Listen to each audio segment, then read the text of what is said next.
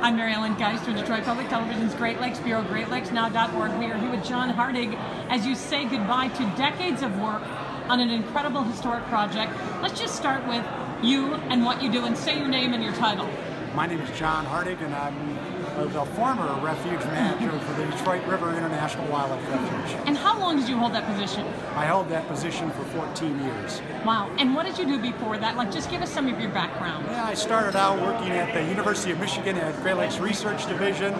Worked with Dr. Guy Meadows. Did you work with him there? Yeah, he was there even before that. And so I worked at the state of Michigan on the Great Lakes and Nearshore Surveillance Program. I worked with the International Joint Commission for 12 years on the Boundary Waters Treaty between Canada and the United States. Then I became the river navigator for the Greater Detroit American Heritage River Initiative for 5 years, and have served for 14 years as the refuge manager. What do you think developed your passion for the Great Lakes? I know you're a birder, I know you love wildlife, but not that many people go all in like you did with helping to save refuges, Great Lakes, wildlife areas, and birds and wildlife. How did that happen? Well, I always, from a young child, I loved the outdoors, and we would canoe on Belle Isle, and we would fish along the Detroit River. And we went up north for several weeks each summer and vacationed in cottages, and I fell in love with the outdoors and water.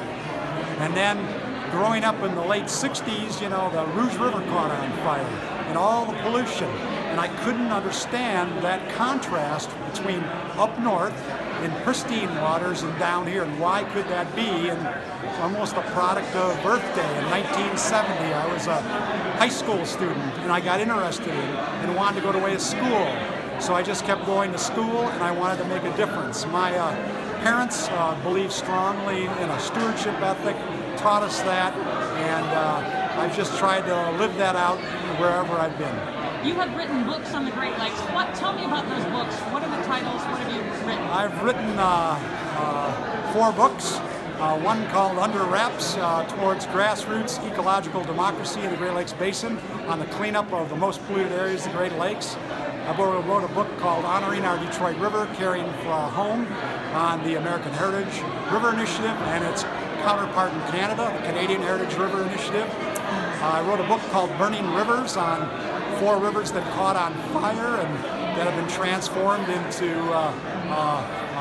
community assets. And now I've written a book called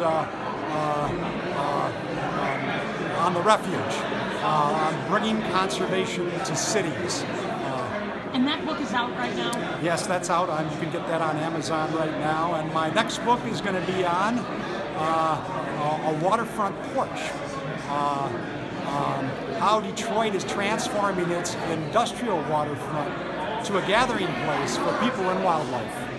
Your crowning achievement, say many people, is the International Wildlife Refuge. So somebody seeing this video, hearing about you for the first time, just explain what you did, the International Wildlife Refuge in the Detroit River. Well, we convened a conservation vision. We took 25 people from Canada and 25 people from the United States and said, what would you want for this region? If you could get people like Congressman John Dingell, and Deputy Prime Minister Herb Gray from Canada, and Peter Stroh, those kinds of people lined up to do something special, what would you want? Would you want $1 million? Would you want a piece of land? And think about it hard and come back to us. That group of people, 50 people, and I facilitated that, came up with a conservation vision, calling for something that no one else in North America had, which was an International Wildlife Refuge. John Dingell picked it up, introduced legislation, and it became law. Canada followed suit with similar legislation, and today we stand with North America's only International Wildlife Refuge.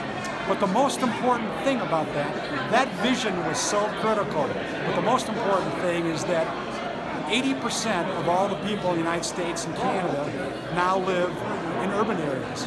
Where's the next generation of conservationists and sustainability entrepreneurs going to come from? It's going to come from urban areas. What have we historically done? Very little.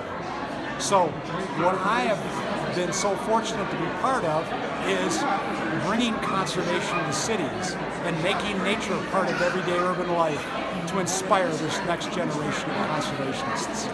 What do you go to do next?